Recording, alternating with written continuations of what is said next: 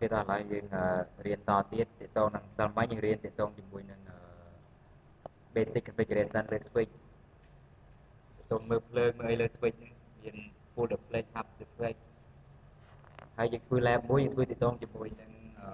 SA តែ SA យើងរៀនថ្ងៃហ្នឹងរៀនធ្វើព្រោះសិលមិញយើងធ្វើ lab ដែលយើងធ្វើទុកមុនទេគេអញ្ចឹងអាហ្នឹងយើងតទៀតអានេះនៅពេលដែលកំបាំងដែលយើងសូឧទាហរណ៍យើងសូ interface fast zone លើមួយអញ្ចឹងយើងឃើញនៅក្នុងហ្នឹងគឺមានច្រើនអញ្ចឹងយើងកន្លែងហ្នឹងគឺអ្វីដែលយើងត្រូវសំខាន់យើងមើលកន្លែងនេះឧទាហរណ៍ដូចថាមាន run អត់មាន gain អត់ run ន័យថា frame យើងទៅតូចពេកវាលើក្រម64បាយអញ្ចឹងណាអញ្ចឹងក្រម64បាយគឺវា drop ចោលហើយអញ្ចឹងគេថាវាចាត់ទុកជា run frame gain ហ្នឹងមានន័យថា frame ហ្នឹងយើងធំពេកលើ MPU interface យើងអញ្ចឹងវា drop ចោលដែរហើយយើងមើលមាន input error output error នេះមើលកន្លែងនេះបើសិនជាយើងមើលទៅឃើញ interface យើងឃើញមាន input error output error ច្រើនគឺ interface ហ្នឹងប្រកាសជាខ្សែយើងខូចឬក៏ដតអត់ស្រួលហើយអញ្ចឹងបើសិន interface យើងខូចឬក៏យើងដតអត់ស្រួលវានឹងចេញ input error output error ច្រើនឬក៏ខ្សែយើងឆ្ងាយឧទាហរណ៍យើងប្រើ100ម៉ែត្រទេខ្សែយើង UDP បាន100ម៉ែត្រតែយើងអាច101ម៉ែត្រឬក៏100ម៉ែត្រអញ្ចឹងអាហ្នឹងទៅដល់ពេលខ្សែយើង maximum វាអាចមាន input error output error ច្រើនដែរអាហ្នឹងមើលកន្លែងនេះបើហៅ full display យើងមើលកន្លែង collision នេះបើឃើញមាន collision កើតមានច្រើនអញ្ចឹងន័យថាមួយខាងជា half duplex មួយខាងជា full duplex អញ្ចឹងវាកើតមាន collision ច្រើនប៉ុន្តែបើកន្លែង output error input error ហ្នឹងភាគច្រើនគឺទាក់ទងជាមួយនឹង signal យើងខ្សែយើងឆ្ងាយឬក៏យើងមាន band magnetic នៅកន្លែងណាមួយអញ្ចឹងទៅវា data យើងខូចទ្រង់ទ្រាយ frame យើងខូចទ្រង់ទ្រាយហើយវាច្រើនភាសាយើងឃើញអូ interface នេះមាន input error output error ច្រើនណាស់ហើយខ្សែយើងខ្លីឯងអញ្ចឹងកឹបខ្សែយើងដងទៀតឬក៏យើងដតវាកឹបតែ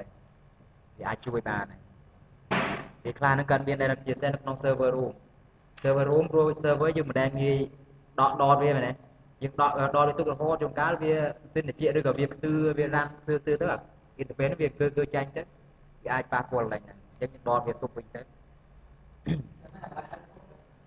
output input គឺ output frame ចេញពី interface input គឺ frame ចូលអញ្ចឹងអាហ្នឹងពីរហ្នឹងគឺវាទាក់ទងគ្នាបើមាន input error គាត់មាន output error ដែរបើសិនតែខូច interface មួយជួនកាលអា P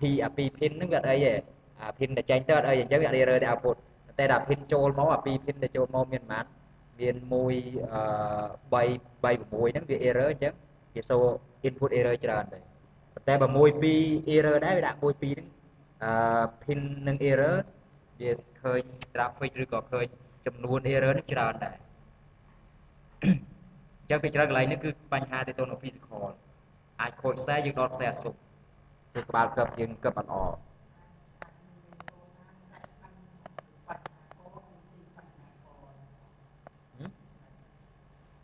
អាហ្នឹងតែបទពិសោធន៍ច្រើនព្រោះនៅក្នុងnetwork យើងមិនដែលថាអូបញ្ហាចេញមកឃើញ error មានអញ្ចឹងយើងមិនគាត់ថាខ្សែនឹងខូចអស់ហ្មងជួនកាលបើជាពិសេស fiber ហ្មង fiber វេទនាជាទីហ្មង fiber អូ internet slow អញ្ចឹងយើងខំតែ restart ឧបករណ៍ជួនកាលអត់អីផងជួនកាល fiber signal វា loss តែមួយកាលមួយកាលទៀតឧបករណ៍យើងវា stack media converter ឬក៏ ONU យើងអញ្ចឹងណា stack ទៅវាអាចឲ្យធ្វើឲ្យ traffic slow ឬក៏ loss អីចឹងដែរជាពិសេសមកតារាទៀតដែរព្រោះ customer call ទៅ complain គឺ call complain គាត់អញ្ចឹងតារាកន្លែងហ្នឹងគឺមើលច្រើនទៅហើយក្នុង switch គេច្រើនថាអូ interface នឹង slow អញ្ចឹងនៅក្នុង switch យើងចូលនៅក្នុង store interface វា store interface ទៅយើងមើលថាមាន input error output error ច្រើនអត់បើមើលទៅអត់មានអីទេអញ្ចឹងបញ្ហានេះគឺទៅខាង fiber side ឯងបើថាក្នុង server អត់មាន fiber អញ្ចឹងយើងមើលនឹងទៅបើថាអូឃើញ traffic ឬក៏ packet loss server យើងអាចមើលលើ switch port នេះមាន error ច្រើនអត់ពីច្រើនបញ្ហា error ហ្នឹងគឺវាច្រើនកើតមានក្នុង data center ក្នុង data center ព្រោះឧបករណ៍គេដកទុកយូរគេអត់ដែលងាយដកចេញទេដូច្នេះវាអាចពីលិនស៊ីននឹងវាឆេះទៅវាដើរទៅវាចេះទឿអញ្ចឹងវា interface នេះអាចរបូតចេញដែរអញ្ចឹងយើងដកវាចូលវិញទៅហើយមាន collusion អាចកើតមកដោយសារមួយខាងជា half មួយខាងជា full duplex ចឹងទៅ គេឥឡូវយើងមើលនេះកន្លែងនេះអញ្ចឹង run frame នេះន័យថា frame នេះវាតូច frame នឹងតូចវាតូចជាង64 បាយអញ្ចឹងតូចជាង64បាយគឺ switch ហ្នឹងគឺ drop ចូលហើយវាអត់មើលទេករណីថាយើង switch ជា store and forward ណា store and forward គឺ switch ហ្នឹង drop ចូលតែបើសិនតែ switch យើងជា cut through វា frame ហ្នឹងអត់អីទេតែពីច្រើន switch របស់យើងគឺ store and forward ហើយបើ gain ហ្នឹងគឺ frame វាធំជាង MTU អញ្ចឹង MTU វាច្រើនជា standard គឺ 1500 អញ្ចឹងជួនកាល frame យើងធំជាង 1500 អញ្ចឹងទៅអញ្ចឹងគឺវាអាចdrop ចូលឬក៏វានៅវា drop ឬក៏វា fragment ហើយមាន input error នេះ input error output error ហើយទីតងនឹង CRC ហ្នឹងគឺវា check មើលថា frame ហ្នឹងខូចឬក៏អត់ថា frame ហ្នឹងខូចជួនកាលវាខូចទីតងវាមានបញ្ហាច្រើនណាស់ frame ខូចវាមិនប្រកាសថាមកពីខ្សែជួនកាលមកពីmagnetic ជួនកាលមកពីម៉ាស៊ីនហ្នឹងវា encapsulate អត់ល្អអញ្ចឹងទៅមកពីម៉ាស៊ីនយើង network card យើងចាស់អីអញ្ចឹងទៅវាអាចបញ្ហាដែរដល់ពេល late occlusion គឺជាចាមដែល could not reach to HN អញ្ចឹងអានេះទាក់ទងជាមួយនឹង occlusion ដល់ពេល center វាអត់ដល់គ្នាអញ្ចឹងទៅគឺវាសូពីសេកហ្នឹងហើយ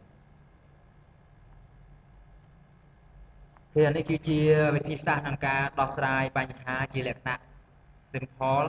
អញ្ចឹងទី1គឺយើង show interface មើលថាតើ interface ហ្នឹង app អត់មើលកន្លែងនេះ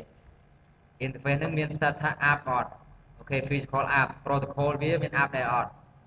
protocol វាកន្លែងហ្នឹងគឺវាដាក់ protocol គឺ app ដែរអញ្ចឹង physical app protocol app ហ្នឹងទៅហើយទៅមួយទៀតអាហ្នឹងករណីវាសិនថា protocol app interface នឹង app ហើយ are they indicate EML or noise is yes remove the source and verify the flick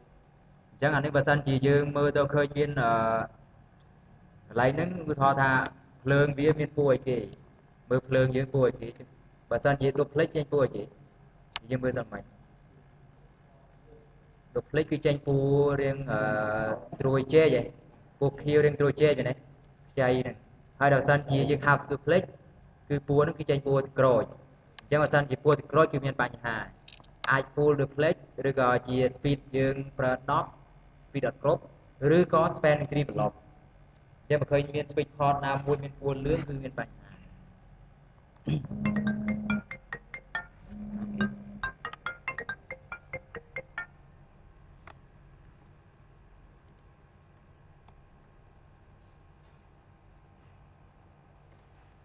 ហឡូ